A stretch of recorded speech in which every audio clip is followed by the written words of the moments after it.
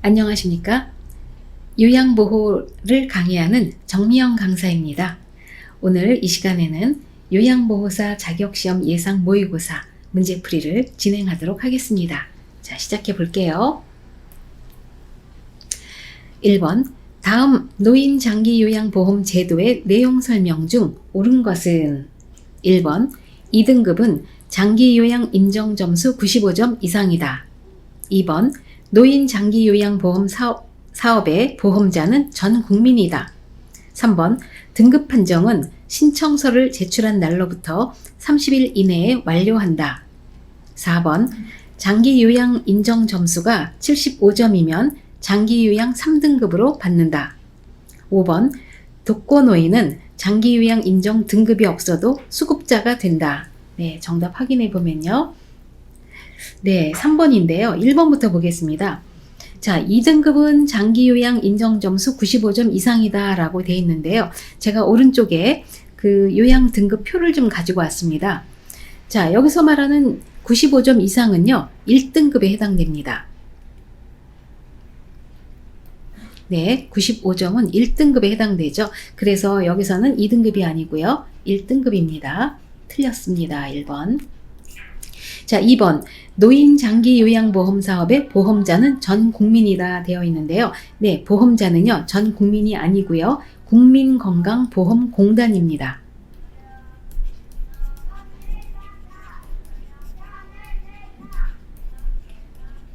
그리고 3번, 등급 판정은 신청서를 제출한 날로부터 30일 이내에 완료한다. 맞습니다. 30일 이내에 완료합니다. 정답이고요.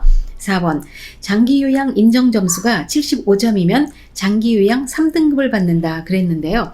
자, 여기 3등급을 보시면요, 75점 미만, 60점 이상으로 나옵니다. 그런데 이 미만이란 숫자는요, 75점이 해당이 안 됩니다.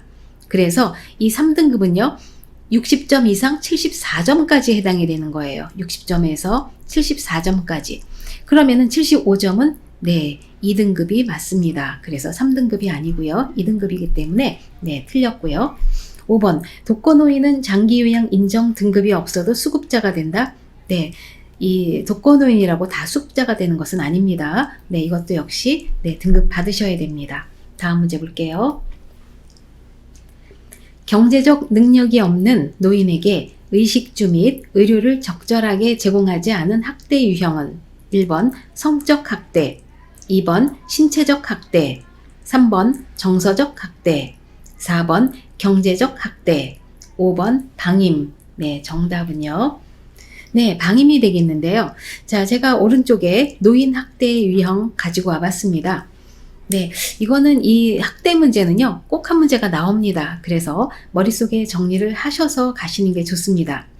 자, 신체적 학대는요, 한마디로 신체적인 손상, 고통, 장애를 유발하는 행위죠.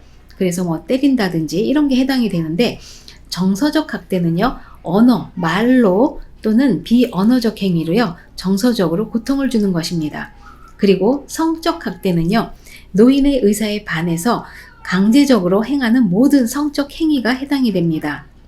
그리고 4번에 경제적 학대는요, 노인의 자산을 당사자의 동의 없이 사용한다든지 부당하게 착취하여 이용한다든지 노동에 대해 합당한 보상을 하지 않는 행위가 해당이 되겠습니다.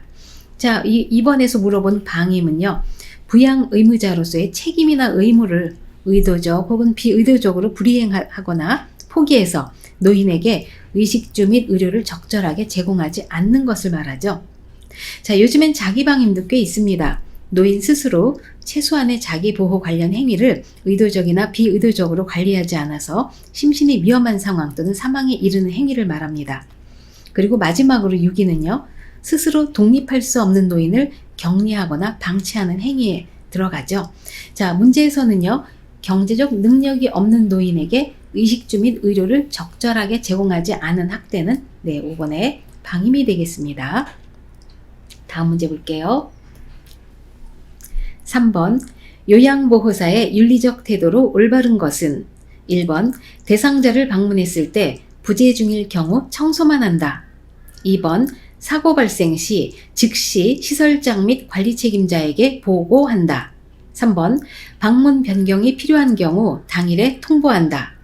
4번 대상자에게 반말을 사용한다. 5번 대상자를 차별 대우한다. 네, 정답은요. 네, 2번이 되겠는데요. 자, 1번부터 살펴보겠습니다. 1번, 대상자를 방문했을 때 부재 중일 경우 청소만 한다. 네, 부재 중일 경우에는요, 들어가지 않습니다.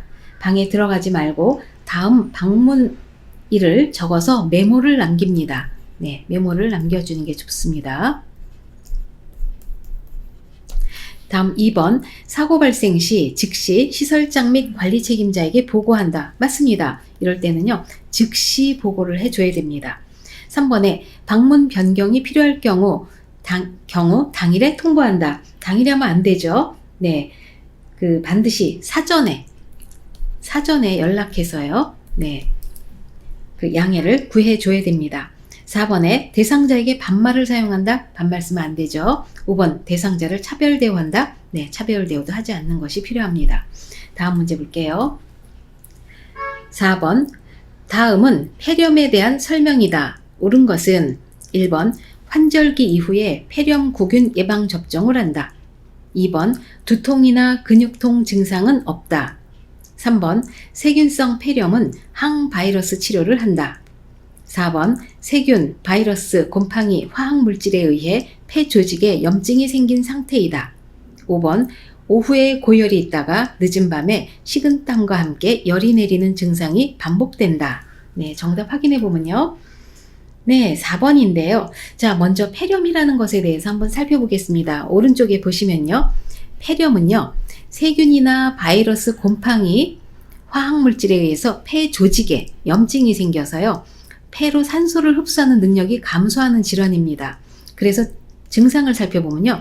두통이나 근육통, 고열, 기침, 흉통, 호흡곤란, 화농성 가래 이런 것들이 있어요.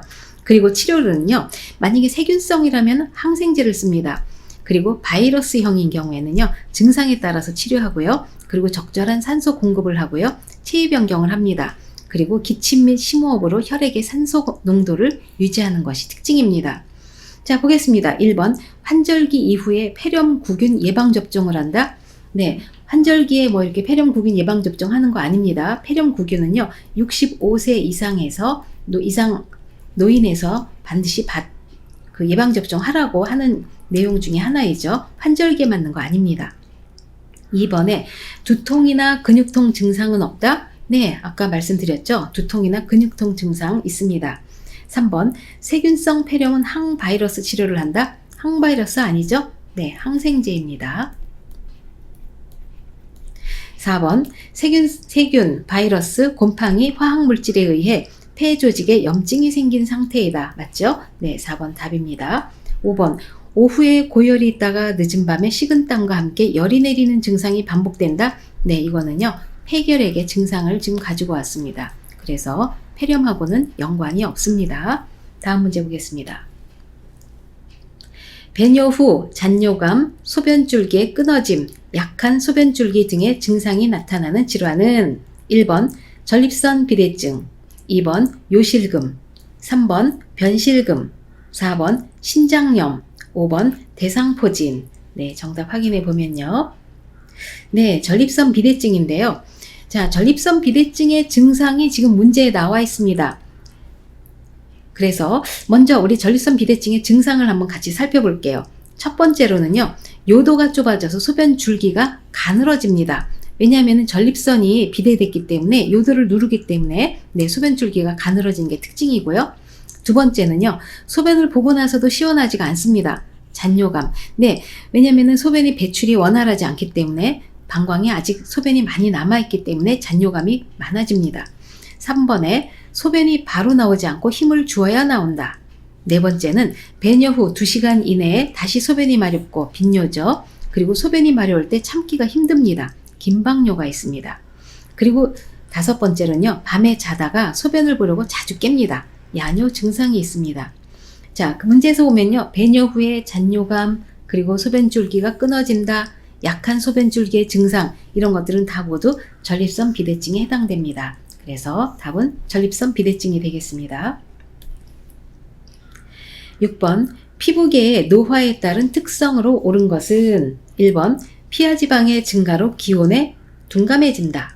2번 피부가 건조하고 표피가 두꺼워진다. 3번 피부가 흰색으로 변한다. 4번 손톱, 발톱이 딱딱하고 두꺼워진다. 5번 모근의 멜라닌 세포가 증가한다. 네, 정답 확인해 보면요. 네, 4번인데요. 자, 1번부터 보겠습니다.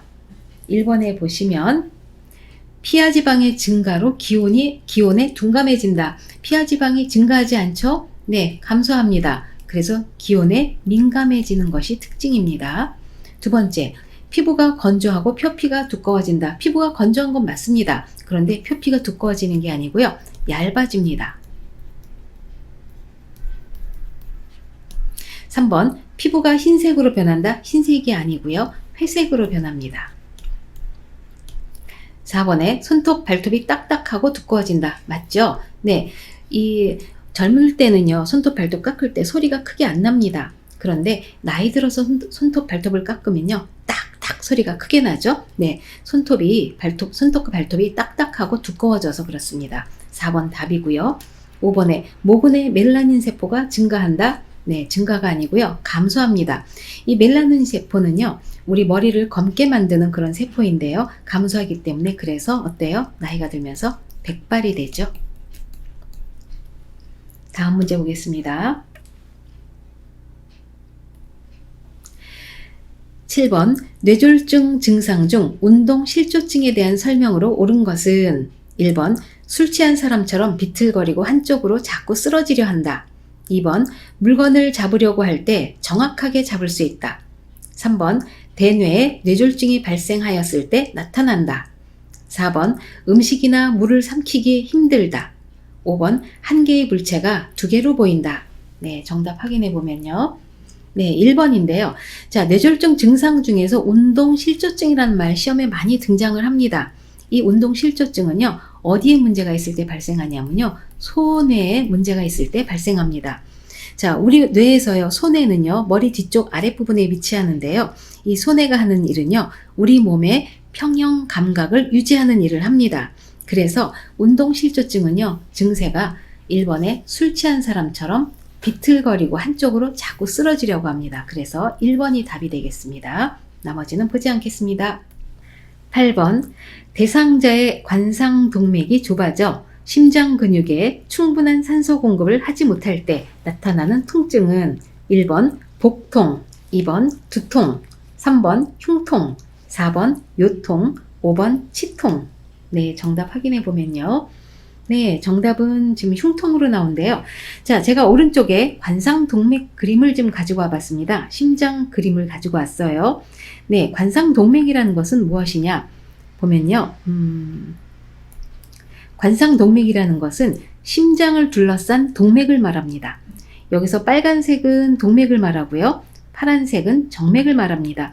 심장도 다른 세포와 마찬가지로 산소 공급이나 영양 공급을 받아야 심장이 뛸 수가 있습니다. 그런데 자, 문제에서 말하는 것은 관상동맥이 좁아졌다 그래요. 여기에 어떻게 하다가 동맥경화가 생겨서요. 이 동맥이 좁아졌으면요.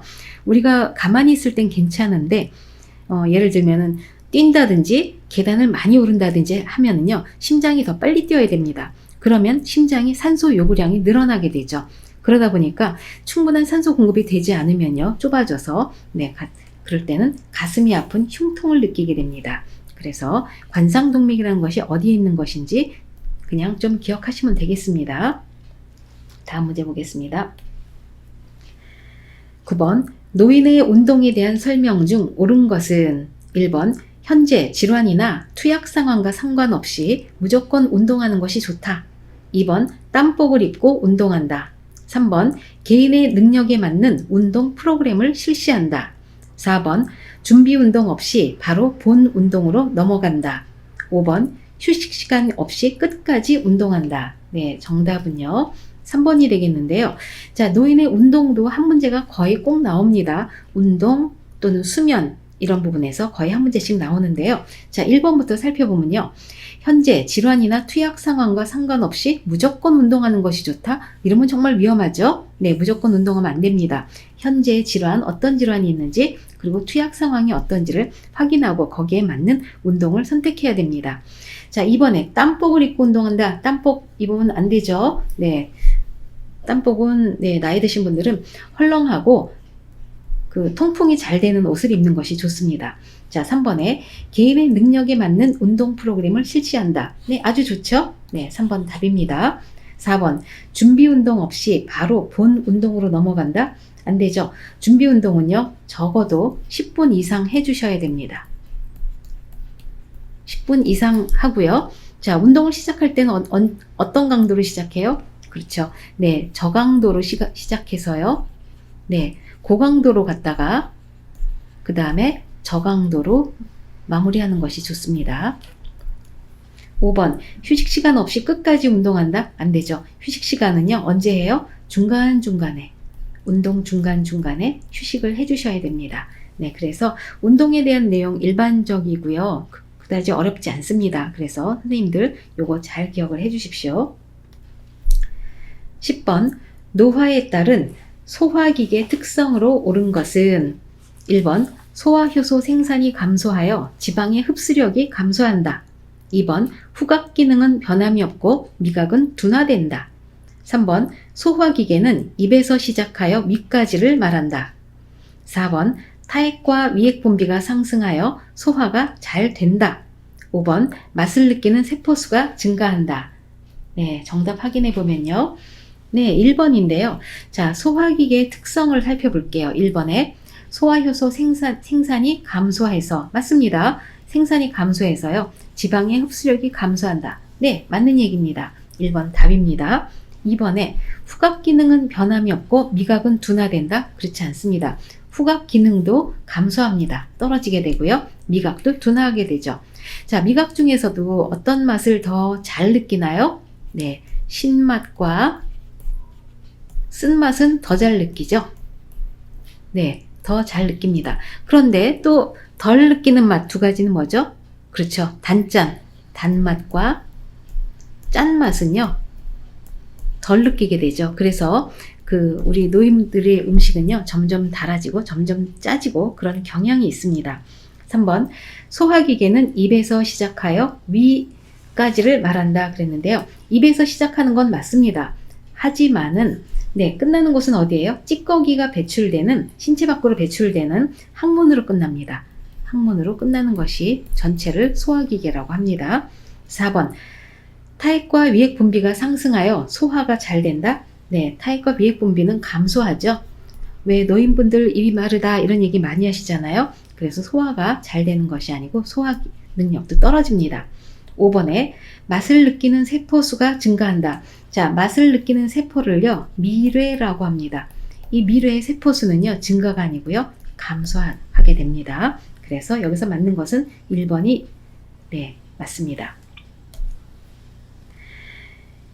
65세 이상 노인이 맞아야 할 예방접종으로 옳은 것은 1번 홍역, 2번 풍진, 3번 수두, 4번 폐렴구균, 5번 간염.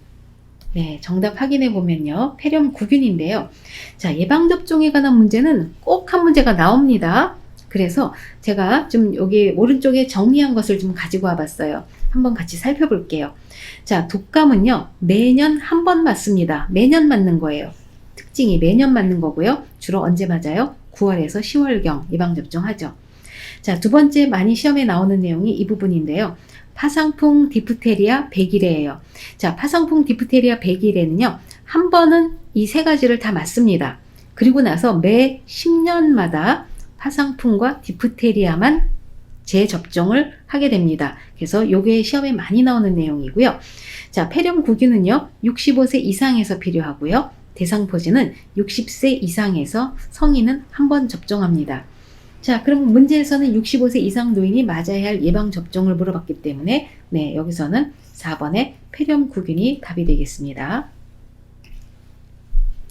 12번, 섭취 요양보호의 일반적인 원칙으로 옳은 것은 1번, 요양보호사에게 맞는 식사 방법을 선택한다. 2번, 가족의 요구를 최대한 반영한다. 3번, 대상자가 스스로 할 수 있는 부분도 도움을 준다. 4번 살해, 구토, 청색증이 나타나는 경우 금식을 시킨다. 5번 식사 전, 중, 후 모든 과정을 주의 깊게 관찰한다. 네, 정답은요. 네, 5번이 되겠는데요. 자, 섭취 요양보호의 일반적 원칙을 묻습니다. 자, 1번부터 보면요. 요양보호사에게 맞는 식사 방법을 선택한다. 어때요? 누구에게 맞춰야 되죠? 그렇죠. 네, 대상자에게 맞춰야 됩니다. 요양보호사에게 맞추는 거 아니죠. 2번, 가족의 요구를 최대한 반영한다. 가족의 요구가 아니고요. 대상자의 요구를 최대한 반영합니다. 3번, 대상자가 스스로 할 수 있는 부분도 도움을 준다? 그렇지 않죠. 우리의 원칙이 있습니다. 잔존 능력 유지, 잔존 능력 보존, 잔존 능력 증진이 저희 목표인데요. 대상자가 할 수 있는 부분은요, 스스로 할 수 있도록 격려해 줍니다. 스스로. 그럼 우리는 어떤 걸 도와주나요? 대상자가 할 수 없는 부분만 도와주는 것이 원칙이죠. 4번에 살해부터 청색증이 나타나는 경우 금식을 시킨다? 아닙니다. 살해부터 청색증이 나타나면요, 식사를 중단하고요, 시설장이나 간호사에게 보고해 줘야 됩니다. 식사 중단하고서는 보고하는 것이 원칙이에요. 다음 5번에 식사 전, 중, 후 모든 과정을 주의 깊게 관찰한다. 맞습니다. 식사 전, 중, 후 모든 과정을 통해서요, 요 위에 있는 살해, 구토, 청색증을 주의 깊게 관찰해야 되죠. 다음 문제 보겠습니다. 13번 다음 중 침구류 선택 방법으로 옳은 것은 1번 이불은 두껍고 무거운 것이 좋다. 2번 시트는 흡습성이 좋은 면으로 옅은 색이 좋다. 3번 베개는 습기와 열을 흡수하는 것이 좋다. 4번 베개 높이는 머리가 척추보다 조금 높은 것이 좋다. 5번 담요나 이불은 하루에 한 번 세탁 교체한다. 네, 정답 확인해 보겠습니다. 네, 정답은 2번인데요. 자, 1번부터 볼게요. 이불은 두껍고 무거운 것이 좋다? 아니죠. 이불은요, 무겁고 두꺼운 것은 피하고요. 피하는 것이 좋고요. 가능하면 가볍고 부드럽고 보습성이 좋은 것을 선택하는 게 좋죠. 2번은 시트는 흡습성이 좋은 면으로 옅은 색이 좋다? 네, 면 제품이 가장 좋습니다. 2번 답입니다. 3번 베개는 습기와 열을 흡수하는 것이 좋다? 네, 베개는요, 습기와 열을 흡수하면 안 되고요. 습기를 흡수하지 않고 열에 강한 것이 좋습니다. 그래서 흡수하는 것 좋지 않고요. 습기를 흡수하지 않고 열에 강한 것이 좋지요. 4번에 베개 높이는 머리가 척추보다 조금 높은 것이 좋다? 네, 베개 높이를 정할 때는요, 척추와 머리가 수평이 되는 높이가 좋습니다.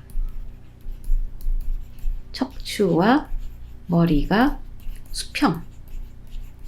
네, 너무 높은 것은 좋지 않아요. 4번 담요나 이불은 하루에 한 번 세탁 교체한다.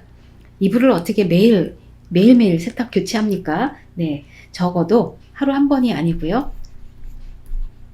적어도 한 달에 한 번. 한 달에 한 번은 세탁 교체해 주는 것이 좋습니다. 그래서 여기서 맞는 것은 2번이 되겠습니다.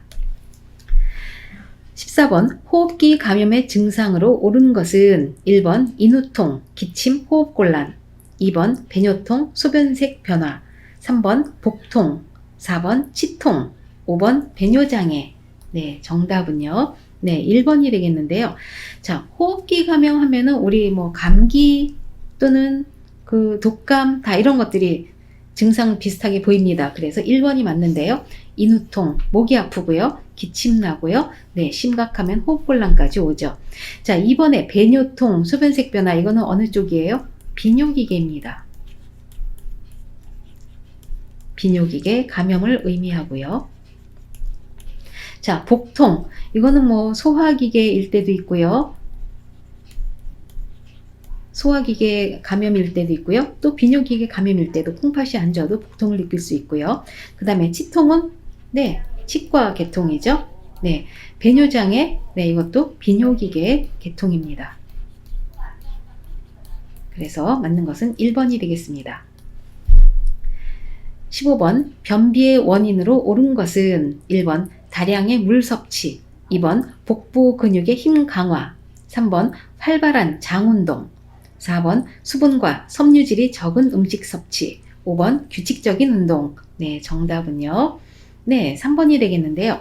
자, 변비에 대해서는 우리가 변비를 잘 어떻게 하면 컨트롤할 수 있는지 기억해 주셔야 됩니다. 자, 첫 번째, 다량의 물 섭취. 이거는 뭐예요? 예방이죠? 네. 우리 약국 가서 변비약 달라 그러면요, 약사 선생님이 항상 얘기하십니다. 물 많이 드세요 라고 얘기하죠. 네, 물을 많이 마셔주는 것은 변비를 예방해 줍니다. 자, 2번에 북부 근육의 힘 강화. 네, 아랫배에 힘을 줘서 변을 밀어낼 수 있기 때문에 이것도 예방에 들어갑니다. 자, 3번에 활발한 장운동. 이것도 장의 운동이 활발하기 때문에 네, 변비의 예방이 되겠습니다. 4번은요, 수분과 섬유질이 적은 음식 섭취. 네, 적은 음식은 어때요? 아무래도 장에 오래 머물게 되고요. 물도 적게 먹고 섬유질도 적어요. 그러면 이건 변비를 아주 촉진하는 내용이 되겠죠. 4번 변비의 원인이 됩니다. 5번에 규칙적인 운동. 네, 규칙적인 운동을 하게 되면요, 장 운동을 촉진합니다. 그래서 역시 변비 예방이 되겠습니다. 다음 문제 볼게요. 16번 다음 중 신경계 질환으로 옳은 것은 1번 위염, 2번 폐결핵, 3번 대상포진, 4번 빈혈, 5번 치매. 네, 정답은 네, 치매가 되겠는데요. 자, 문제에서는요, 신경계 질환을 물어봤습니다. 자, 1번의 위염은요, 네, 소화기계 질환에 해당되고요. 폐결핵은요, 호흡기계 질환에 들어갑니다. 대상포진은요, 피부계 질환에 들어가고요. 빈혈은요, 심혈관계 질환에 들어갑니다. 그래서 문제에서 묻는 신경계 질환은요, 치매가 되겠습니다. 17번 시간, 장소, 사람, 날짜, 달력, 시계 등을 자주 인식시켜야 하는 대상자는 1번 진압력 장애, 2번 주의력 결핍 장애, 3번 언어 장애, 4번 이해력 장애, 5번 노인성 난청. 네, 정답을 확인해 보면요, 네, 진압력인데요. 자, 선생님들 그 진압력 장애는 시험에 자주 등장합니다. 그래서 이 진압력 장애의 요소 3가지가 무엇이죠? 맞습니다. 시간, 장소, 사람입니다. 자, 시간은요, 지금 몇 시인지, 지금이 아침인지 저녁인지, 지금이 계절이 어느 때인지, 밤인지 낮인지, 이게 구분을 하는 것이 시간이고요. 이 장소는요, 내가 있는 곳이 어디인지를 아는 것입니다. 그 다음에는 사람은요, 내 앞에 있는 사람이 누구인지를 인식하는 거예요. 그래서 제일 먼저 처음 사라지는 것은 시간이 제일 먼저 사라지고요. 그리고 나서 장소가 사라지고요. 그 다음에 사람이 헷갈리게 됩니다. 그래서 치매 대상자를 보면요, 초기에는 시간 헷갈립니다. 그런데 치매가 중기를 넘어가게 되면요, 장소도 헷갈리고요. 본인이 어디 계신지 모르게 되고요. 내 앞에 있는 사람을 알아보지 못하게 됩니다. 그래서 네, 시간, 장소, 사람 3가지 잘 기억해 주시는 게 좋고요. 문제에서는 시간, 장소, 사람을 물어봤어요. 그리고 날짜, 달력, 시계 다 모두 진압력과 연관되는 내용들이죠. 그래서 답은 1번 진압력 장애가 되겠습니다. 18번 감염 예방 방법으로 올바른 것은 1번 배설물이 묻은 의류와 일반 세탁물을 함께 세탁한다. 2번 가장 효과적인 예방법은 손 씻기이다. 3번 장갑을 끼고 배설물을 만진 경우에는 손을 씻을 필요가 없다. 4번 혈액이 묻은 물품은 바로 삶아서 세탁한다. 5번 세균 감염 예방을 위해 손에 로션을 바르지 않는다. 네, 정답 확인해 보면요, 2번이 되겠는데요. 자, 문제 키워드는요, 감염 예방 방법입니다. 자, 1번부터 볼게요. 배설물이 묻은 의류와 일반 세탁물을 함께 세탁한다. 함께 세탁하면 안 되죠? 네, 일반 세탁물도 오염이 되기 때문에 네, 배설물 묻은 건 따로, 일반 세탁물 따로 분리 세탁해야 됩니다. 2번에 가장 효과적인 예방법은 손 씻기이다. 그렇습니다. 이 독감이나 코로나 때도요, 손 씻기 굉장히 정부에서 강조했죠. 네, 이 손 씻기 굉장히 효과적인 예방법입니다. 2번 답이고요. 3번 장갑을 끼고 배설물을 만진 경우에는 손을 씻을 필요가 없다? 아닙니다. 장갑을 끼고 배설물을 만졌다 하더라도요, 장갑을 벗고 나면 꼭 손을 씻는 것이 좋습니다. 4번 혈액이 묻은 물품은 바로 삶아서 세탁한다. 자, 혈액이 묻었다 하는 건요. 혈액은요. 우리 어떻게 보면은 단백질이에요. 그렇기 때문에 이 혈액을 이게 뜨거운 물로 하잖아요. 그러면은 미생물이 번식할 수 있습니다. 그래서 삶아서 바로 하지 않아요. 찬물에 세탁을 하고요. 더운 물에 헹굴 수 있습니다. 5번 세균 감염 예방을 위해 손에 로션을 바르지 않는다.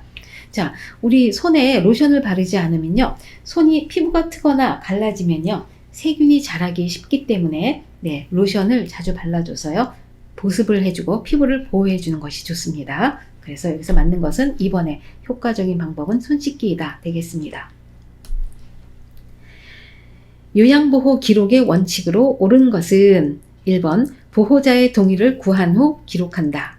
2번 서비스 과정만 기록한다. 3번 기록을 미루지 않고 신속하게 작성한다. 4번 주관적인 판단을 토대로 작성한다. 5번 기록은 누구나 볼 수 있는 장소에 보관한다. 자, 정답 확인해 보면요. 자, 요양보호 기록의 원칙을 제가 좀 오른쪽에 가지고 왔습니다. 한번 같이 살펴볼게요. 첫 번째는 사실을 있는 그대로 기록합니다. 두 번째는 육하 원칙을 바탕으로 기록하는 것이죠. 그리고 서비스의 과정과 결과를 정확하게 기록합니다. 과정과 결과예요. 자, 네 번째는요. 기록을 미루지 않고 그때그때 신속하게 작성하는 것이 좋고요. 다섯 번째는 공식화된 용어를 사용해야 됩니다. 그리고 여섯 번째는 간단 명료하게 기록하고요. 일곱 번째는 기록자를 명확하게 해야 된다. 이거는 끝나고 나서 분명하게 자기 서명이 들어가야 된다는 뜻입니다. 8번에 애매한 표현은 피하고요. 구체적으로 기록한다 하는 것이 원칙입니다. 자, 1번 보호자의 동의를 구한 후 기록한다. 보호자의 동의가 필요 없습니다. 우리는 꼭 기록해야 되는 것이 원칙이기 때문에 네, 보호자 동의 상관이 없고요. 2번 서비스의 과정만 기록하나요? 아니죠. 결과도 과정과 결과를 같이 기록하라고 했습니다. 3번에 기록을 미루지 않고 신속하게 작성한다. 맞죠? 네, 그때그때 신속하게 작성해 주는 것이 좋습니다. 3번 답이고요. 4번에 주관적인 판단을 토대로 작성한다. 네, 주관적인 판단이 아니에요. 객관적인 사실을 그대로 기록합니다. 5번에 기록은 누구나 볼 수 있는 장소에 보관한다. 그렇지 않습니다. 기록은 누구나 볼 수 있는 게 아니고요. 관련자만 볼 수가 있습니다. 다음 볼게요. 요양보호사가 시설장에게 보고하지 않아도 되는 경우는 1번 대상자의 상태가 평소와 다를 때, 2번 업무를 제대로 시행하였을 때, 3번 서비스의 변경이 필요할 때, 4번 업무상 새로운 방법을 찾았을 때, 5번 새로운 정보를 입수했을 때. 네, 정답은요 2번이 되겠는데요. 자, 여기서는 문제 키워드는요 업무 보고의 시기입니다. 자, 보고하지 않아도 되는 경우, 네, 업무 보고의 시기를 봤을 때요. 자, 1번 어떨 때 보고를 해야 되느냐? 대상자의 상태가 변화가 있을 때요. 네, 이분이 괜찮으셨는데 혈압을 재봤더니 170에 140이 나왔어요. 이런 식으로 혈압이 많이 갑자기 올라갔다든지 또는 이분이 갑자기 없던 증상이 있다든지 했을 때 변화가 있는 거죠. 보고해 줘야 됩니다. 두 번째는 서비스를 추가하거나 변경할 필요가 있을 때, 그 다음에 세 번째로는요, 새로운 정보를 파악했을 때, 그리고 네 번째로는 새로운 업무 방법을 찾았을 때, 또 다섯 번째는 업무를 잘못 수행했을 때, 네, 실수로 뭔가를 잘못했을 때도요, 보고해 주는 것 필요하고요. 여섯 번째는 사고가 발생했을 때입니다. 자, 1번 볼게요. 대상자의 상태가 평소와 다를 때, 네, 보고해 줘야 됩니다. 이거는 보고해 줄 때이고요. 2번, 업무를 제대로 시행하였을 때, 네, 제대로 해야 할 일을 했기 때문에 이거는 굳이 보고할 필요가 없습니다. 네, 2번 답이고요. 3번, 서비스의 변경이 필요할 때 보고해 줘야 되죠. 네 번째, 업무상 새로운 방법을 찾았을 때, 이것도 보고할 필요가 보고해야 됩니다. 네, 보고해야 되는 것이고요. 5번에 새로운 정보를 입수했을 때, 역시 이때도 보고를 해줘야 되죠. 네, 그래서 업무 보고의 시기, 어떨 때 업무를 보고하느냐, 요거 한번 같이 알아두십시오. 다음 문제 볼게요. 21번, 치매 말기 단계에서 자주 나타나는 의사소통 문제로 옳은 것은 1번, 물건이나 사람의 이름을 부르는 것이 어렵다. 2번 명칭 실어증을 보인다. 3번 앵무새처럼 상대방의 말을 그대로 따라한다. 4번 일관성의 결여와 혼동이 증가한다. 5번 과거, 현재, 미래 시제의 올바른 사용이 어렵다. 정답은요. 네, 3번이 되겠는데요. 자, 문제에서 묻는 것은 치매 말기 단계의 의사소통에 문제를 묻습니다. 자, 1번은요. 물건이나 사람의 이름을 부르는 것이 어렵다. 이거는 모두 치매 초기에 해당되는 것이고요. 2번에 명칭 실어증을 보인다. 네, 이때는요. 치매 중기에 해당됩니다.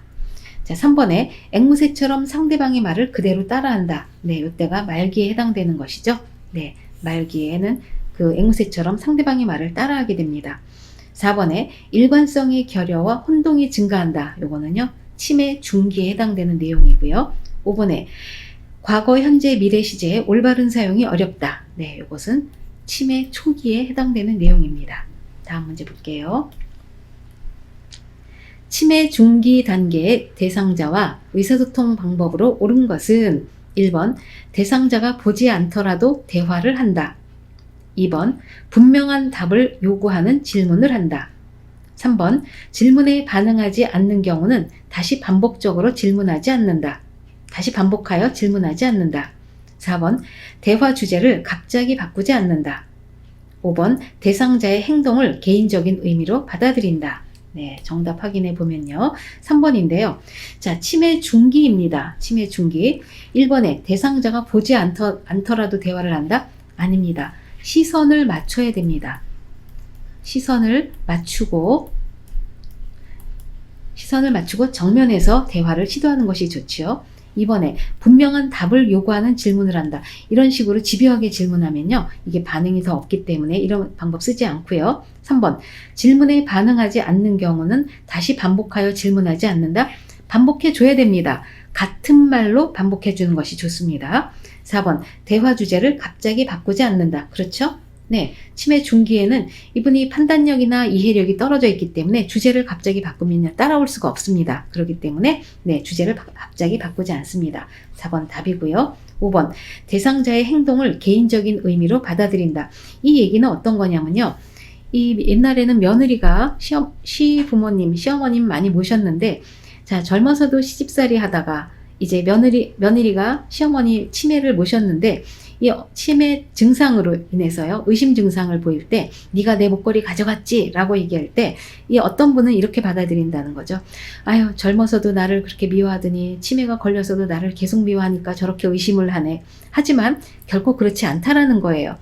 그것은 치매 증상으로 그런 것이지 어떤 개인적인 감정이 있어서 그런 것이 아니다라는 아니다라는 것을 의미합니다. 그래서 개인적인 의미로 받아들이는 것이 아니라는 것. 네. 증상은 증상입니다. 다음 문제 볼게요. 23번 치매 대상자를 대하는 태도로 옳은 것은 1번 할 수 있는 일은 스스로 하도록 한다. 2번 새로운 환경을 자주 바꾸어 준다. 3번 요양보호사의 일상생활에 맞추어 일정을 짠다. 4번 일상생활을 처음부터 끝까지 요양보호한다. 5번 모든 치매 대상자에게 일률적인 요양보호를 적용한다. 네, 정답을 확인해 보면요. 자, 할 수 있는 일은 스스로 하도록 하는 것이 좋지요. 네, 모든 것을 100% 도와주는 것은 도움이 되지 않습니다. 왜냐하면 스스로 할 수 있는 기능이 남아있을 때 계속 유지, 보존, 증진하는 것이 좋습니다. 그래서 1번 답이고요. 2번에 새로운 환경을 자주 바꾸어준다. 네, 새로운 환경 좋지 않습니다. 치매 대상자에게 좋은 것은요. 익숙한 환경이 가장 안정적이고요. 네, 치매 대상자분들도요. 편안하게 느낍니다. 익숙한 환경이 좋습니다. 자꾸 변하는 거 좋지 않아요. 3번에 요양보호사의 일정에 맞추어 일정을 짠다. 요양보호사에게 맞추나요?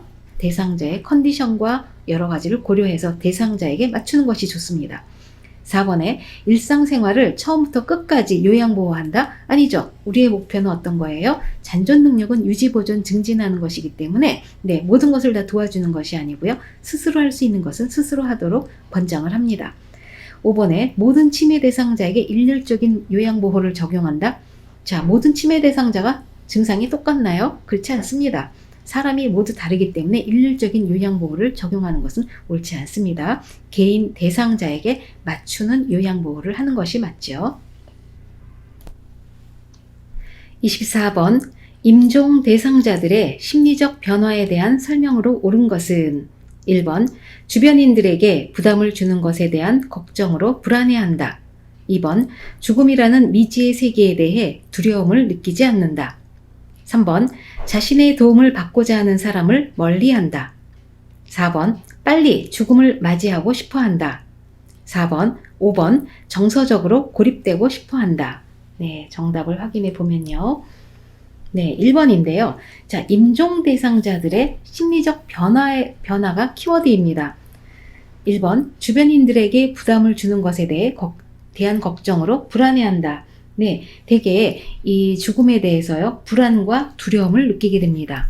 맞습니다. 불안과 두려움을 느끼기 때문에 네, 1번은 답이 되겠습니다. 2번, 죽음이라는 미지의 세계에 대해 두려움을 느끼지 않는다? 그렇지 않죠. 대부분이 두려움을 많이 느끼게 됩니다. 3번에 자신의 도움을 받고자 하는 사람을 멀리한다? 그렇지 않습니다. 누군가에게 네, 필요한 사람이길 원하기 때문에 이게 멀리하고 그러지 않고요. 4번에 빨리 죽음을 맞이하고 싶어한다? 네, 꼭 그렇지 않습니다. 5번 정서적으로 고립되고 싶어한다? 아닙니다. 고립되고 싶어하지 않기 때문에 누군가 옆에 있어주기를 원하죠. 네, 다음 문제 보겠습니다. 대상자가 큰 돈을 아들에게 보내달라고 요구했을 때 올바른 돕기 방법은 1번 요양보호사 혼자 은행에 가서 송금한다. 2번 대상자와 함께 은행에 간다. 3번 대상자 혼자 보낸다. 4번 다른 요양보호사와 함께 간다. 5번 요양보호사 통장에서 직접 보낸다. 네, 정답은요. 네, 그렇죠. 2번에 대상자와 함께 은행에 간다. 네, 큰 돈이라고 했어요. 큰 돈을 아들에게 보내달라고 요구할 때는요. 이게 이런 돈을 직접 하는 것보다는요. 대상자와 함께 가는 것이 좋습니다. 다음, 요양보호사가 법적 소송에 휘말리지 않기 위한 방법으로 옳은 것은 1번, 대상자의 상태 변화를 세심하게 관찰하여 기록한다. 2번, 대상자의 사적인 프라이버시는 필요시에만 보호한다. 3번, 가족 문제인 노인 학대에 대해서는 함구한다. 4번, 대상자에게 복지용구를 대여하거나 구입을 권유한다. 5번, 확실하지 않은 서비스는 요양보호사가 알아서 판단한다. 네, 정답 확인해 보면요. 네, 1번이 되겠는데요. 자, 법적 소송이라고 했습니다. 그렇기 때문에 우리가 조금 더 신중하게 처리를 해야 될 문제인데요. 1번 볼게요. 대상자의 상태 변화를 세심하게 관찰하여 기록한다. 네, 상태 변화가 있을 때마다 세심하게 기록해 주는 게 필요합니다. 1번은 맞습니다. 2번에 대상자의 사적인 프라이버시는 필요시에만 보호한다? 필요시가 아니고요. 항상 보호해 줘야 됩니다. 3번에 가족 문제인 노인 학대에 대해서는 함구한다? 가족들이 노인을 학대할 때요. 보고해 줘야 됩니다. 필요하면 신고도 할 수 있고요. 4번, 대상자에게 복지용구를 대여하거나 구입을 권유한다? 네, 우리 직업 윤리에 맞지 않죠? 네, 구입을 권유하거나 대여하거나 이런 걸 권유하지 않습니다. 5번, 확실하지 않은 서비스는 요양보호사가 알아서 판단한다? 그렇지 않고요. 확실하지 않은 서비스는요, 시설장에게 보고하고요. 그 지시에 따르는 것이 오히려 법적 소송에 휘말리지 않기 위한 좋은 방법입니다. 네, 그래서 여기서 맞는 것은 1번이 되겠습니다. 27번, 선망의 치료 및 예방법으로 올바른 것은 1번, 대체로 회복이 불가능하다.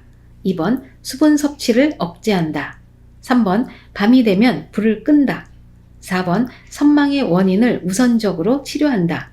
5번, 많은 사람들과 접촉하도록 한다. 정답은요. 네, 4번이 되겠는데요. 자, 문제 키워드는 선망입니다.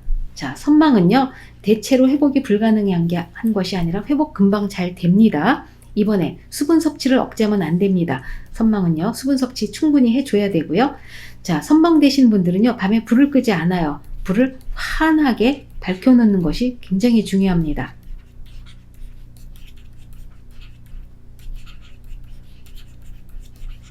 그리고 4번, 선망의 원인을 우선적으로 치료한다. 자, 이 말은 어떤 뜻이냐면요. 이 선망은요, 그냥 이 선망 자체로만 온다기보다는요, 네, 폐렴으로 그 어르신이 중환자실에 입원했는데 그곳에서 선망을 보이는 경우도 있고요. 또는 탈수가 돼서 이 선망을 보이는 경우도 많이 있습니다. 그렇기 때문에 어떤 요인들이 선망을 이렇게 유발했을 경우에는 이 유발 요인을 먼저 치료해주면요, 선망도 같이 가라앉습니다. 그래서 4번은 선망의 원인은 우선적으로 치료한다. 네, 폐렴 치료 잘 되면요, 선망도 가라앉고요. 그 다음에 탈수도 해결되면 네, 선망도 괜찮아집니다. 4번 답이고요. 5번, 많은 사람들과 접촉하도록 한다. 네, 이 선망이 있을 때는요, 진압력 장애가 있습니다. 진압력 장애가 있어서 이 본인이 지금 어떤 상태인지 모르는데 많은 사람들과 접촉하도록 하는 것은요, 굉장히 힘들게 하기 때문에 네, 이때는 면회를 좀 제한하는 것이 맞습니다. 그래서 네, 여기서 맞는 것은 4번이 되겠습니다. 28번, 노인의 건강 증진과 질병 예방을 위한 관리로 옳은 것은 1번, 콩이나 유제품을 매일 섭취한다. 2번, 휴식은 운동을 모두 끝낸 후 갖는다. 3번, 공복감으로 잠이 안 오는 경우 따뜻한 녹차를 마신다. 4번, 조명은 형광등으로 밝게 한다. 5번, 증상이 없으면 복용하던 약들을 중단한다. 네, 정답 확인해 보면요, 1번이 되겠는데요. 자, 1번부터 보겠습니다. 콩이나 유제품을 매일 섭취한다. 좋죠? 네, 콩이나 유제품은 매일매일 단백질 같이 드셔줘야 되고요. 유제품은 뭐예요? 칼슘이 많이 있기 때문에 매일 드셔야 됩니다. 1번 답입니다. 2번에 휴식은 운동을 모두 끝낸 후에 갖는다? 아니죠. 휴식은 언제 해요? 중간중간에. 운동 중간중간에 휴식을 취해주면서 운동을 끝내야 됩니다. 3번에 공복감으로 잠이 안 오는 경우 따뜻한 녹차를 마신다. 녹차가 아니죠? 따뜻한 우유죠. 녹차에는 카페인이 많기 때문에 수면에 도움이 되지 않습니다. 4번, 조명은 형광등으로 밝게 한다. 자, 여기서 형광등이 다 나쁘다는 것은 아닌데요. 무조건 밝은 것보다는요, 공간 전체로 고루 퍼질 수 있도록 용도에 맞는 조명등을 선택하는 것이 좋습니다. 5번에 증상이 없으면 복용하던 약을 중단한다? 안 되죠? 네, 약을 중단하기 전에는 꼭 의사와 상의를 해야 됩니다. 그래서 맞는 것은 여기서 1번이 되겠습니다. 29번, 다음 내용은 노인 학대의 어떤 유형인가? 며느리, 내가 놓친 애 때문에 진짜 힘들어 못 살겠어. 에이, 꼴도 보기 싫으니 빨리 방에 들어가요. 라며 소리를 질렀다. 1번, 경제적 학대. 2번, 정서적 학대. 3번, 신체적 학대. 4번, 방임. 5번, 유기. 네, 정답은요. 네, 정서적 학대가 되겠는데요. 자, 정서적 학대라는 것은 네, 비난이나 모욕, 위협, 협박 등의 언어 및 비언어적인 행위를 통해서요, 노인에게 정서적으로 고통을 주는 것을 말하죠. 자, 여기서 보면은 아유 힘들어 못 살겠네, 꼴도 보기 싫으니 방에 들어가야 하고 소리 지르는 거, 이거 모두 다 정서적 학대에 들어갑니다. 그래서 답은 2번 정서적 학대가 되겠습니다. 30번, 쾌적한 실내 환경을 조성하기 위한 방법으로 옳은 것은 1번, 전체 난방보다 국소 난방이 바람직하다. 2번, 환기 시에는 직접 환기 방법을 사용한다. 3번, 소음에 신경 쓰지 않는다. 4번, 습도는 40에서 60%를 유지한다. 5번, 직사광선이 들어오게 한다. 네, 정답은요. 네, 습도가 되겠는데요. 자, 쾌적한 실내 환경 전체적인 내용을 봤을 때요, 1번에 전체 난방보다 국소 난방이 바람직하다? 아니죠. 전체 난방이 좋습니다. 우리 옛날 집 보면요, 옛날 집들이 국소 난방이 있었기 때문에 네, 예를 들면 안방은 아주 쩔쩔 끓어요.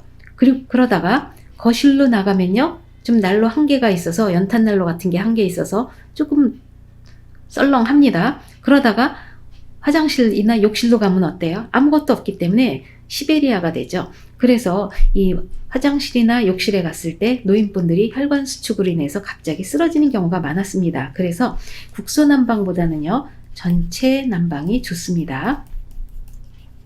2번, 환기 시에는 직접 환기 방법을 사용한다? 직접 환기가 안 좋고요. 이거는 직접 환기를 한다는 것은요, 이 몸에 바람이 그대로 맞으면요, 체온이 급격히 떨어집니다. 그래서 간접 환기가 좋습니다.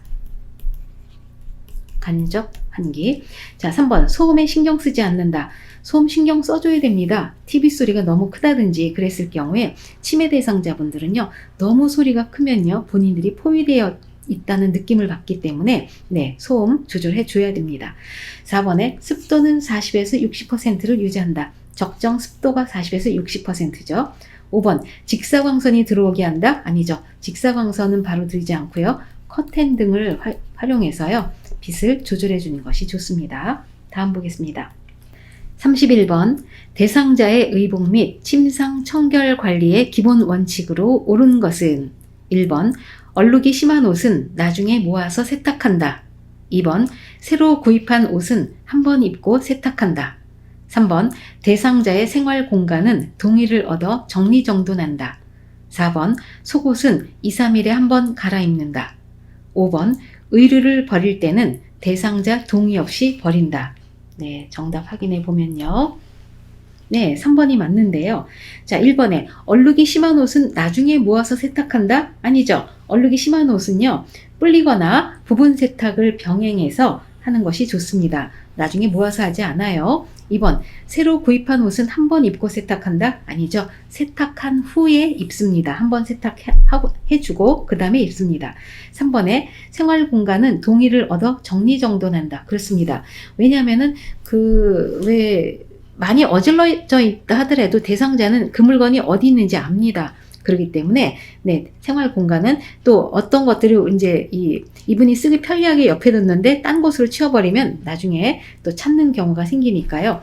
항상 대상자의 동의를 얻어서 정리정돈 해주는 것이 좋습니다. 자, 그 다음 4번 속옷은 2, 3일에 한 번 갈아입니다. 매일 갈아입어야죠. 그 다음에 5번 의류를 버릴 때는 대상자의 동의 없이 버린다. 안 됩니다. 이 대상자분이 어떤 애착을 갖고 있는 물건도 있을 수 있기 때문에 의류도 마찬가지예요. 그래서 항상 동의하에 버려야 됩니다. 32번 일상 업무 대행 후 확인사항으로 옳은 것은 1번 업무 대행 목적을 확인한다. 2번 업무 대행 중에 요양보호사의 사적인 업무를 병행한다. 3번 대행 경비에 서비스료를 추가하여 요구한다. 4번 불만족으로 재요청 시에는 정중히 거절한다. 5번 업무 처리 결과가 만족스러운지 확인한다. 네, 정답은요 4번이 되겠는데요. 자, 문제에서 묻는 것은요, 일상 업무 대행 후에예요. 대행 후에 확인사항이에요. 자, 1번에 업무 대행 목적을 확인한다. 이거는요, 대행 전에 할 일입니다. 대행 전에 해당되고요. 2번 업무 대행 중에 요양보호사의 사적인 업무를 병행한다. 이건 안 되죠. 사적인 업무 병행 절대 하지 않습니다. 3번 대행 경비에 서비스료를 추가하여 요구한다. 네, 서비스료 추가하지 않습니다. 4번 불만족으로 재요청 시에는 정중히 거절한다? 아니죠. 정중히 거절하는 것이 아니라 충분히 상의해서 진행하는 것이 좋습니다. 5번에 업무 처리 결과가 만족스러운지 확인한다. 네, 업무가 끝난 다음에는요, 이분이 만족한지 이런 걸 확인하는 것이 좋죠. 다음 문제 볼게요.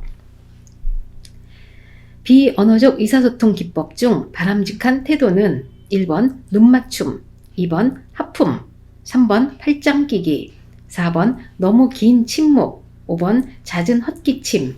정답은요. 네, 1번의 눈맞춤이 되겠는데요.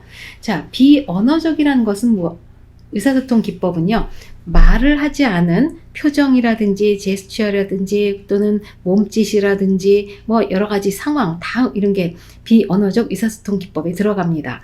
자, 1번에 눈맞춤을 잘해주면 어때요?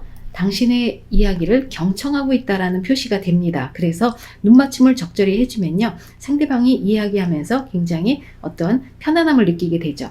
자, 2번에 하품 같은 경우에는 어떤 느낌을 줍니까? 상대방의 이야기가 지루하다는 느낌을 주기 때문에 좋은 자세는 아니고요. 자, 팔짱 끼기. 팔짱 낀다는 것은요, 어떻게 보면은 얘기해봐, 내가 평가해볼게 라는 이런 느낌을 주기 때문에 이것도 좋은 자세는 아니고요. 또 너무 긴 침묵, 이거는 내 말을 듣고 있는지 안 듣고 있는지를 확인할 방법이 없기 때문에 너무 긴 침묵도 좋지 않습니다. 그리고 잦은 헛기침, 이것도요, 상대방 말이 지루하게 들린다라는 느낌을 주기 때문에 이것도 좋은 방법은 아니죠. 그래서 가장 바람직한 것은요, 눈맞춤을 적절히 잘해주는 것, 1번이 되겠습니다. 전기 사고를 예방하는 방법으로 옳은 것은 1번 전기 쇼크를 입은 대상자는 흔들어 의식을 확인한다. 2번 세면대, 샤워장에서는 콘센트에 있는 보호용 커버를 벗긴다. 3번 하나의 콘센트에 여러 개의 전기 코드를 꽂는다. 4번 플러그를 뺄 때는 코드를 당겨 뺀다. 5번 전기가 통하는 느낌을 받으면 즉시 사용을 중단한다. 네, 정답은 확인해 보면요. 네, 5번이 되겠는데요. 자, 전기사고 확인해 보겠습니다. 1번에 전기 쇼크를 입은 대상자는 흔들어 의식을 확인한다. 네, 전류를 차단할 때까지는 절대로 접촉해서는 안 되죠. 이렇게 전류 차단하지 않고 흔들어 보다는요, 같이 감전됩니다. 2번, 세면대, 샤워장에서는 콘센트에 있는 보호용 커버를 벗긴다. 씌워 놓는 것이 맞죠. 보호용 커버가 오히려 감전을 예방해 주기 때문에 씌워 놓는 것이 좋습니다. 3번, 하나의 콘센트에 여러 개의 전기 코드를 꼽는다. 절대 여러 개 너무 많이 꽂으면 네, 이게 과부하가 옵니다. 4번, 플러그를 뺄 때는 코드를 당겨 뺀다. 코드가 아니고요, 플러그를 잡아당겨야 되죠.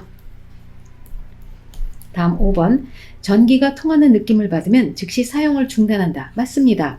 자, 전기가 통하는 느낌은 어떤 거예요? 네, 찌릿찌릿한 느낌 또는 소음이 나거나 냄새가 나는 경우가 있습니다. 이럴 때는요, 즉시 사용을 중단해야 되죠.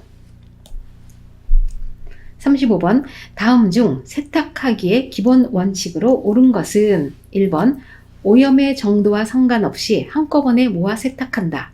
2번, 부분적으로 오염이 심한 옷은 불림 후 본 세탁한다. 3번, 부분 오염의 경우 즉시 처리하여 얼룩이 남지 않도록 한다. 4번, 세탁 시간이 길수록 때가 잘 빠진다. 5번, 간단한 수선은 세탁 후 수선한다. 네, 정답 확인해 보면요, 3번이 되겠는데요. 1번에 문제의 키워드는요, 세탁하기의 기본 원칙입니다. 1번에 오염의 정도와 상관없이 한꺼번에 모아 세탁한다? 그런 게 아니죠. 오염의 정도와 상관없는 것이 아니고요, 옷감의 종류 및 세탁 방법에 따라 세탁하는 것이 맞습니다. 2번에 부분적으로 오염이 심한 옷은 불림 후 본 세탁을 한다? 네, 불림이 아니고요, 애벌 빨래를 해주죠. 부분적이기 때문에요. 애벌 빨래를 해주고 그 다음에 본 세탁을 합니다. 3번에 부분 오염의 경우 즉시 처리하여 얼룩이 남지 않도록 한다. 그렇죠? 네, 부분적인 오염이 클 때는요, 빨리 얼룩이 남지 않도록 처리해 줘야 됩니다. 4번에 세탁 시간이 길수록 때가 잘 빠진다. 세탁 시간이 긴다고 때가 잘 빠지는 건 절대 아니고요. 5번, 간단한 수선은 세탁 후 수선한다. 아니죠. 수선을 먼저 한 다음에 세탁을 합니다.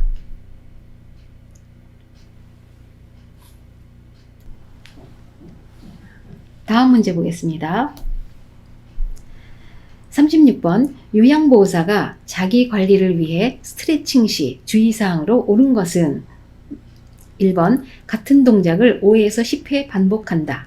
2번, 통증을 느껴야 시원하다. 3번, 빠른 동작으로 한다. 4번, 호흡은 인위적으로 빠르게 한다. 5번, 스트레칭된 자세로 20에서 30초 정도 유지한다. 네, 정답 확인해 보겠습니다. 네, 이 스트레칭 방법에 대해서요, 주의사항에 대해서요, 제가 좀 자료를 가지고 왔습니다. 오른쪽에 보시면요, 첫 번째는 같은 동작을 5번에서 10번 정도 반복한다고 했습니다. 같은 동작이에요. 그리고 동작과 동작 사이에 5에서 10초 정도 쉽니다. 자, 방법은요, 천천히 안정되게 하고요. 자, 통증을 느끼지 않고 시원하다고 느낄 때까지 계속합니다. 통증 느끼면 하지 말아야 돼요. 그리고 스트레칭된 자세로 10에서 15초 정도 유지를 해줘야 근섬유가 늘어나서요, 충분한 효과를 볼 수 있다고 하고요. 자, 상하 좌우 균형 있게 교대로 하고요. 이럴 때 호흡은 편안하고 자연스럽게 합니다. 자, 1번부터 볼게요. 같은 동작을 5에서 10회 반복한다. 맞죠? 네, 같은 동작을 5번에서 10번 반복한다. 네, 답입니다. 2번에 통증을 느껴야 시원하다. 통증 느끼면 하지 말아야 됩니다. 통증을 느끼지 않고 시원하다고 느껴야 돼요. 3번에 빠른 동작으로 한다. 빠른 동작 아니죠? 천천히 안정되게 하는 것이 좋고요. 4번에 호흡은 인위적으로 빠르게 한다. 아니죠. 인위적으로 빠르게 할 필요 없고요. 편안하고 자연스럽게 합니다. 5번에 스트레칭된 자세로 20에서 30초 정도 유지한다. 네, 20에서 30초 너무 길고요. 10이 아니라 5에서 10초 정도 유지해 줍니다. 다음 볼게요. 골다공증 예방을 위한 방법으로 옳은 것은 1번 과체중을 유지한다. 2번 흡연을 권장한다. 3번 비타민 D를 섭취한다. 4번 술을 많이 마신다. 5번 야외 활동을 제한한다. 네, 정답은요. 네, 3번이 되겠는데요. 자, 골다공증이 키워드입니다. 골다공증에 대해서 살펴보면요. 골다공증이란 것은 뼈세포가 상실되고 골밀도가 낮아져서요. 골절이 되기 쉬운 상태를 말합니다. 뼈가 많이 약해져 있어요. 자, 원인은요. 폐경, 그리고 골격이 약하고 저체중, 또 운동 부족, 그리고 갑상선 및 부갑상선 질환, 흡연, 음주, 카페인 과다 섭취, 그리고 젊었을 때 무리한 다이어트, 이런 것들이 다 원인이 됩니다. 자, 증상은요. 말 그대로 뼈가 약하기 때문에 골절이 잦죠. 그리고 허리 통증, 등이나 허리가 굽습니다. 그래서 치료 및 예방은요. 칼슘 섭취를 잘해주는 게 좋습니다. 그리고 필요하면 호르몬 요법을 쓰고요. 자, 적당한 체중을 유지해주는 게 좋아요. 너무 다이어트 심하게 하지 말고요. 금주, 금연, 그 다음에 근육과 뼈에 힘을 주는 체중 부하 운동이 골다공증에 좋습니다. 자, 그 다음에는 음식으로 비타민 D를 섭취한다고 했는데요. 이 비타민 D는요, 칼슘의 흡수를 돕습니다. 그래서 우리 이 노화와 관련된 건강 문제에서는요, 두 종류가 있죠. 철분과 비타민 C, 그리고 나서는 칼슘과 비타민 D 세트입니다. 잘 기억하십시오. 이 칼슘의 섭취를 돕는 것은 비타민 D다. 또 하나는 철분의 흡수를 돕는 건 비타민 C다. 이렇게 같이 알아두십시오. 자, 또 하나는 햇볕을 쬐면 비타민 D가 생성된다고 합니다. 그리고 금주, 금연하는 것이 네, 맞죠. 자, 1번부터 볼게요. 과체중을 유지한다. 네, 너무 과체중 좋지 않고요. 2번 흡연을 권장한다. 금연하라고 했죠. 3번에 비타민 D를 섭취한다. 3번 답이 되겠습니다. 골다공증 예방에 비타민 D, 또 뭐를 같이 먹죠? 그렇죠. 칼슘도 같이 먹어줘야 됩니다. 4번에 술을 많이 마신다. 네, 술 많이 마시는 거 네, 도움이 안 돼요. 금주하라고 했습니다. 5번에 야외 활동을 제한한다. 그럼 운동은 언제 하나요? 운동을 해야 되죠. 그래서 네, 여기서도 운동해주는 게 필요합니다. 그래서 답은 3번이 되겠습니다. 다음 문제 볼게요. 천식이 있는 대상자가 꽃놀이 행사에 참여하던 중 가슴이 답답하고 기침과 콧물이 심할 때 돕는 방법은 1번 실내로 이동한다. 2번 빠르게 숨을 쉬도록 한다. 3번 뜨거운 물을 마시도록 한다. 4번 차가운 물수건을 입에 대어준다. 5번 머리는 낮추고 다리를 올려준다. 네, 정답 확인해 보면요. 네, 1번이 되겠는데요. 자, 천식은요, 시험에서 이 여러 가지 질환 중에서 꼭 나오는 질환 중에 하나입니다. 그래서 천식은 좀 정리를 머릿속에 해 두실 필요가 있는데요. 자, 한번 살펴보겠습니다. 천식이라는 것은요, 기도의 만성 염증성 질환이에요. 그러다 보니까 기도가 과민 반응을 보이는 상태입니다. 자, 우리 관련 요인이 시험에 많이 나옵니다. 이 문제도 관련 요인에 관련된 문제인데요. 자, 흥분이나 스트레스, 긴장감, 꽃가루, 곰팡이, 진먼지 진드기, 그리고 강아지나 고양이 털 배설물 이런 것들이요. 이 천식을 더 악화시킵니다. 그리고 대기 오염, 그리고 갑작스러운 온도나 습도의 차이 이런 것들은 모두 천식을 악화시키는 요인들이니까요. 이 내용들은 좀 잘 알아두십시오. 다음으로는 증상인데요. 우리 선생님들 많이 아시는 거, 숨을 내쉴 때 쌕쌕거리는 호흡음, 그 다음에 호흡 곤란, 기침 이런 것들이 있습니다. 자, 치료로는요. 기관지 확장제를 투여합니다. 왜냐하면 기관지가 좁아져서 숨쉬기가 힘든 질환이기 때문에 기관지 확장제를 투여하면 기관지가 넓어져서 숨쉬기가 원활해집니다. 자, 그 다음으로는 우리가 치료할 때 신경 써야 되는 것이 이런 관련 요인들을 피해줘야 되는 거예요. 그래서 담배나 벽난로, 먼지, 곰팡이 이런 것들을 악화시키는 것들이기 때문에 피해줘야 되고요. 자, 스트레스나 긴장감 이런 것들도 이 천식을 악화시키기 때문에 이 불안을 줄여줘야 되고요. 자, 침구류에는 먼지나 찐드기, 진먼지 찐드기가 많이 살고 있기 때문에 뜨거운 물로 세탁해 주는 것이 좋습니다. 그리고 정기적으로 독감 백신이나 폐렴구균 백신 예방접종을 해서 감기에 걸리지 않도록 하는 것이 좋습니다. 자, 문제에서는요. 꽃놀이 행사에 참여하던 중이라 그랬어요. 그러면 어때요? 여기 나오는 꽃가루가 원인이 되겠죠. 자, 이럴 때는요, 빨리 실내로 이동하는 것이 좋습니다. 피해줘야 되니까요. 바깥에 계속 있다가는, 그 공기를 들어 마시기 때문에 계속적으로 증세가 심해져요. 그래서 1번에 실내로 이동한다. 답이 되겠습니다. 소금 섭취를 줄이는 방법으로 옳은 것은 1번 국, 찌개 등의 곡물 섭취를 줄인다. 2번 김치를 많이 먹는다. 3번 간을 점차적으로 진하게 한다. 4번 음식은 뜨거울 때 바로 간을 한다. 5번 다른 맛이나 향이 나는 양념과 채소를 쓰지 않는다. 네, 정답 확인해 보면요. 1번이 되겠는데요.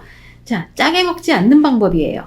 1번에 국이나 찌개 등의 국물 섭취를 줄인다. 네, 이런 국찌개 드실 때는요, 사실은 건더기 위주로 드시는 게 좋습니다. 국물에 나트륨 함유량이 많다고 해요. 자, 2번에 김치를 많이 먹는다. 이거 김치도 많이 먹으면 짜죠. 그 다음에 3번에 간을 점차적으로 진하게 한다. 점점 짜집니다. 그래서 점차적으로 진하게 하지 않는다. 또 하나는 네 번째, 뜨거울 때 간을 하지 않는 것도 소금 섭취를 줄이는 방법이고요. 5번에 다른 맛이나 향이 나는 양념과 채소를 쓰지 않는다가 아니라 써주는 게 좋죠. 파, 마늘 이런 것들, 다른 어떤 멸치나 이런 것들로 국물을 내는 것, 이것도 좋은 방법이기도 합니다. 정답은 1번 국찌개 등의 국물 섭취를 줄인다.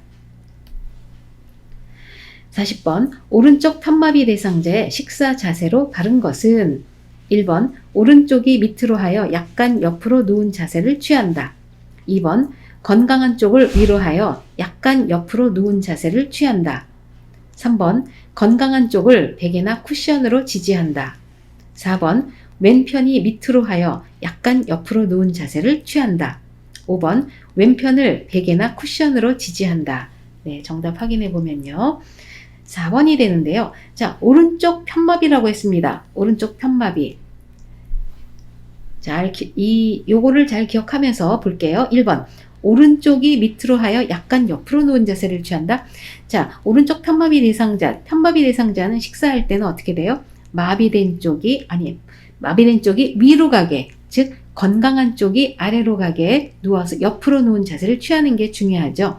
자, 여기서 1번에 오른쪽이 밑으로 갔으면 어때요? 오른쪽은 마비된 쪽이기 때문에 틀렸습니다. 왼쪽이 밑으로 가야 됩니다. 건강한 쪽이 밑으로 가야 하니까요. 2번, 건강한 쪽을 위로 하여 약간 옆으로 누운 자세를 취한다. 1번하고 똑같은 자세죠? 네, 이 건강한 쪽이 밑으로 가야 되기 때문에 틀렸고요. 3번, 건강한 쪽을 베개나 쿠션으로 지지한다. 아니죠. 마비된 쪽을 지지해 주는 것이 맞죠. 4번, 왼편이 밑으로 하여 약간 옆으로 누운 자세를 취한다. 이게 맞죠? 왼편은 건강한 쪽이기 때문에 건강한 쪽을 밑으로 해서 약간 옆으로 누운 자세. 5번에 왼편을 베개나 쿠션으로 지지한다. 아니죠. 왼편이 아니고요. 오른쪽이 맞습니다. 모의고사 문제풀이 1부를 마치도록 하겠습니다. 감사합니다.